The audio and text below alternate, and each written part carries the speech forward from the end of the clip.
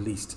Now, the next point that I wrote down here, if you're going to earn online, you must choose a problem that you want to solve. Now, I cannot stress this enough.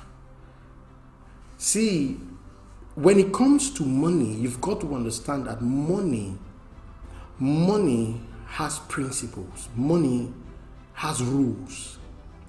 And one of the rules of money is that you must solve a problem or meet a need.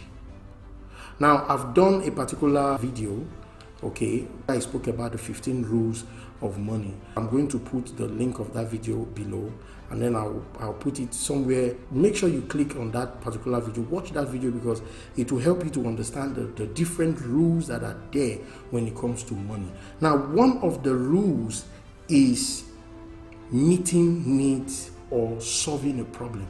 See, until and unless you are willing to solve a problem, don't expect money to come to you.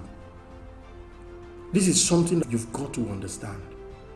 A lot of times the mistake that very many people make is that they go around, trying to pursue money, but it doesn't work that way. When you're pursuing money without you having value in your hands that you want to exchange, go about money like that, it's not going to work. Money is not going to come to you.